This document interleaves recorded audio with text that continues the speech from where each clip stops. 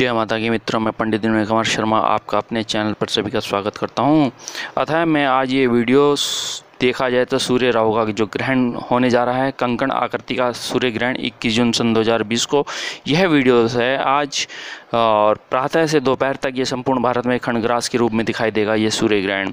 इस ग्रहण की कंकण आकृति केवल उत्तरी राजस्थान, उत्तरी हरियाणा तथा उत्तराखंड के राज्य क्षेत्र, उत्तरी क्षेत्रों से गुजरता हुआ जाएगा ये। तो भूलोक पर इस कंकण का ग्रहण जो समय रहेगा, तो ग्रहण का प्रारंभ है सुबह 9:15 से 58 सेकंड पर। कंकण प्रारंभ जो होगा, वलयाकार जो ग्रहण होना है 10, 17 और 45 सेकंड पे होगा। और परमग्रास मध्य दोपहर 12:10 पर और 4 सेकंड पे रहेगा। और कंकण समाप्त होगा 14, मतलब कि दोपहर के 2:02 ग्रहण समाप्त रहेगा। 3:04 1 सेकंड। तो ग्रासमान 99.4 है। तो ये बड़ा सूर्य ग्रहण है। जब सूर्य ग्रहण, मतलब कि मेरा कहने का भाव, सूर्य और पृथ्वी के बीच में चंद्रमा आ जाते हैं और चंद्रमा छाया डालते हैं, तो यहाँ सूर्य ग्रहण लगता है। तो ग्रहण का सूतक काल जो है 20 जून को रात्रि लगभग 9:16 पे लग जाएगा, जो 12 घंटे पहले लग जाता है। मंदिर देवालय आदि बंद हो जाते हैं। तो यहाँ सूर्य ग्रहण जो है 4 ग्रह वक्री होंगे इस दौरान। और 6 ग्रह तो ऑलरेडी 2 ग्रह राहु और केतु रहते हैं वक्री, तो 4 ग्रह वक्री, बुध, शुक्र, गुरु और शनि। तो बुध यहाँ देखिए व्यापार का कारक है, बुद्धि का कारक है और भावनाओं को प्रदर्शित करता है। शुक्र भोग का, म्यूजिक का, संगीत का, मॉडलिंग का कारक भी माना गया है।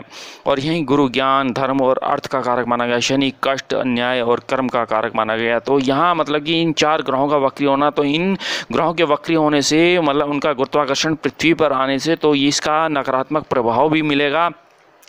व्यापार की स्थिति कमज़ोर हो जाएंगी, मॉडलिंग, पिक्चर आदि बंद हो जाएंगी और धर्म आदि कार्य बंद हो जाएंगे। और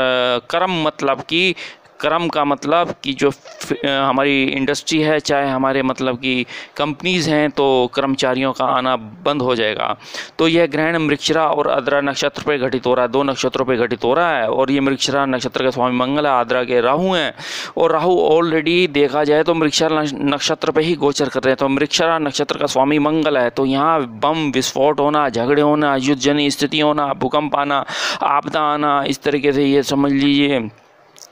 इस तरीके से तो यहाँ उत्तरी क्षेत्रों में ख़ास तौर से इसके सेंटर बने हुए हैं। और ये देखिए, जब कोई ना कोई घटना घटित होती है, उससे पहले 1 माह पहले या 3 माह पश्चात मतलब कि इसका ये प्रभाव दिखने लगता है ग्रहण में, ये है। और ये इस तरीके से अब ये जो ग्रहण है, चूड़ामणि ग्रहण जिसे हम कहते हैं, सूर्य ग्रहण आषाढ़ मास में घटित हो रहा है। थोड़ा सूखा अकाल व्याप्त रहेगा। अफगानिस्तान, कश्मीर, चीन और नेपाल और आपके इलाके जो यदि देखा जाए तो हमारा देश श्रीलंका आदि ये हैं, तो यहाँ पे थोड़े बाढ़ आने की स्थिति बन जाएगी। अब ये क्योंकि मंगल हमारे अगर देखा जाए तो जलीय राशियों में स्थापित रहेंगे, तो अब ये ग्रहण 2 योग पे भी घटित है। ये गंड वृद्धि योग है, ये सूर्य और अग्नि को डिनोट करते हैं। तो अग्निकांड होना और विस्फोट होना, इस तरह के कार्य बन रखे हैं। तो ये योगियों, सन्यासियों, डॉक्टर, दक्षिण क्षेत्रों, व्यापारियों के लिए कष्टकारी है। और ये मिथुन राशि में ग्रहण होने से मुस्लिम देश, केंद्र शासित प्रदेश, यमुना निकट, दिल्ली आदि कठिन समय रहेगा। और कोरोना वायरस, कोविड-19 की समस्या पूरे विश्व में, पूरे भारत में और ख़ास तौर से दिल्ली में ख़ास तौर से, और भूकंप के आने स्थिति बनी हुई है। और प्राकृतिक आपदाएं, जन धन हानि होनी है। ये मिथुन राशि में रहेगा गोचर, जिसमें सूर्य, बुध, चंद्र और राहु रहेंगे 21 जून में। और ये व्यापार हानि कराएगा, क्योंकि बुध हमारे धन को, हमारे व्यापार को, हमारी मार्केटिंग को, हमारी पत्रकारिता को, हमारे विवेक को, हमारी बुद्धि को, हमारी एजुकेशन को, हमारे अध्यापन को, हमारे देखा जाए तो सभी प्रकार के व्यापारों का इंडिकेट करता है। तो ये प्रदर्शित भी करता है, ये कारक भी है। तो इस प्रकार से तो व्यापार की हानि होना निश्चित है, चाहे शेयर्स हैं, चाहे बैंक हैं, चाहे इंश्योरेंस देखा जाए तो, या जो पत्रकारिता से जुड़े हैं, चाहे फिल्म इंडस्ट्री से जुड़े हैं, तो उनकी हानि होना। और यही बुध पे, यदि सूर्य पे, राहु पे, चंद्रमा पे मंगल की चतुर्थ दृष्टि आ रही है, ये चतुर्थ दृष्टि आने से कोई ना कोई हादसा हो जाना फिल्म इंडस्ट्री में। तो इस तरीके से आप समझिए, या किसी पत्रकार के साथ हादसा हो जाना, ये तय है। अब ये देखा जाए तो षडाष्टक योग पे ग्रहण हो रहा है, क्योंकि यदि मिथुन राशि से मकर राशि यदि यह छठी आठवीं भाव की राशि कहलाती है, षडाष्टक योग बनता है। षडाष्टक मतलब कि छठा और आठवां भाव, रोग, ऋण, कर्जा, शत्रु, एक्सीडेंट, कर्जा, लोन्स आदि झगड़े, ये षडाष्टक योग का काम होता है। तो अब ये ग्रहण यदि देखा जाए तो आज ये मैं वीडियो जो दे रहा हूँ, यदि मेरी वीडियो ये है कि धनु राशि वालों पे है और ये राशि पे भी है और लग्न पे भी है, तो इस प्रकार से आप मेरे चैनल को लाइक करें, सब्सक्राइब करें, शेयर करें, ज़्यादा से ज़्यादा इसको शेयर करें। धन्यवाद। तो मैं आज ये धनु लग्न पे जानकारी दे रहा हूँ, क्योंकि लग्न पे ही केतु रहेंगे और आपके ये ग्रहण सप्तम भाव पे लग रहा है। सप्तम भाव में राहु विराजमान है, बुध विराजमान है, सूर्य विराजमान है, चंद्रमा विराजमान है। तो ये आपके देखा जाए व्यापार को ग्रहण लग रहा है, क्योंकि मेरा कहने के पश्चात, क्योंकि बुध जो है हमारे व्यापार का भी कारक है, हमारे पार्टनरशिप का भी कारक है हमारे। अब ये यदि बुध पे जब ये ग्रहण लगेगा, मेरा कहने का भाव सप्तम भाव पे, तो मिथुन राशि पे लगेगा। मिथुन राशि का स्वामी बुध है और बुध दो राशियों को एक्टिव कर रहा है। ये एक आपकी दशम राशि और एक सप्तम राशि, इन दोनों के स्वामी बुध हैं।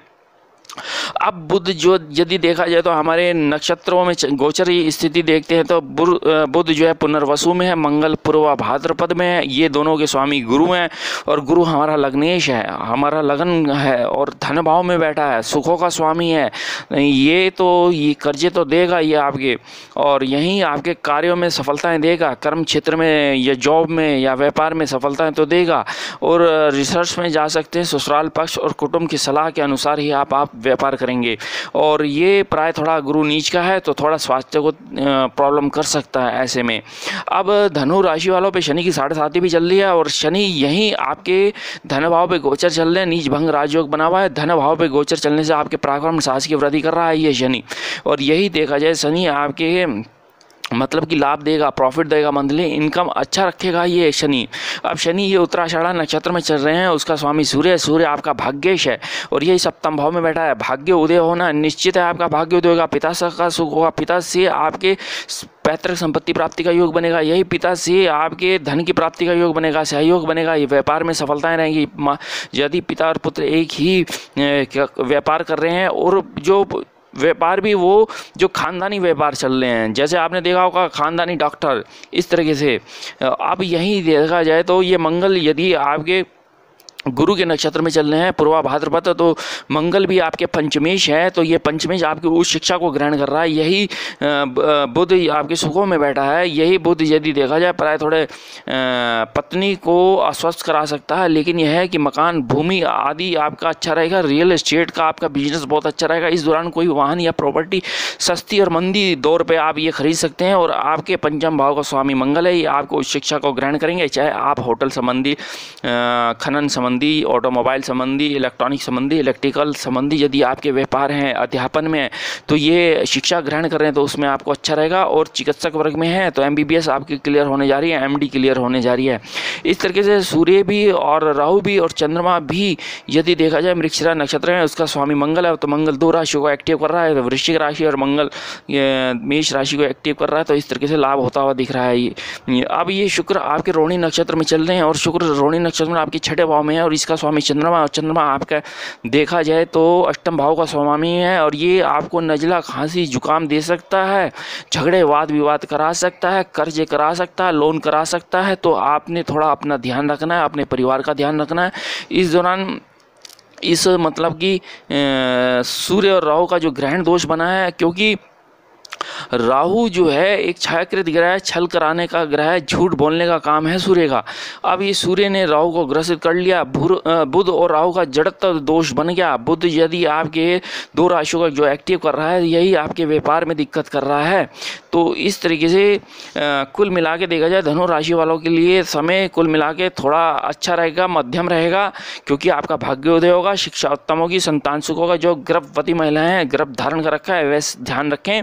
और इस दौरान आपने करना क्या है कि आप सबसे पहले ये है कि आप अपने भोजन में मतलब कि जो भोजन है, चाहे दूध है, चाहे अचार, मुरब्बे आदि, उनमें कुशा आदि रख सकते हैं। हो सके तो आपने सबसे अच्छा है कि तुलसी दल रखिए, उसकी नकारात्मक किरणों का उसका आवागमन समाप्त होगा। और आपने जौ और काले तिल से स्नान करना है और इसके पश्चात ग्रहण समाप्त भी होता है और उस दौरान तब भी स्नान करना है। और उसकी अल्ट्रावायलेट किरणों को समाप्त करने के लिए। तो यहीं अब आपने हो सके तो अब ये समय इतना अच्छा होता है कि ये चंद्र ग्रहण होता है, तो व्यास जी ने कहा है कि 1,00,000 गुना अगर आप पाठ पूजा करते हैं या मंत्र सिद्धि करते हैं तो 1,00,000 गुना रहेगा फल अच्छा, और सूर्य ग्रहण में 10,00,000 गुना अच्छा रहता है तो फल। तो यहाँ पे आपने कोई सा भी मंत्र है, चाहे दुर्गा सप्तशती के मंत्र हैं, चाहे आपके देखा जाए नवाण मंत्र है, महामृत्युंजय के मंत्र हैं, तो ये आपके लिए बहुत अच्छा रहेगा। और सूर्य के लिए और राहु के लिए आप ये करते हैं सूर्य कवच आदित्य हृदय स्तोत्र का पाठ करें तो लाभकारी रहेगा आपके लिए। और हो सके तो आपने इसमें दान अपना तुला दान कीजिए, तो का दान करना है, सतनाजा का दान करना है, तो ये आपके लिए शुभकारी रहेगा। अतः मैं अपनी वीडियोस आपको देता रहूँगा, आप मेरे चैनल को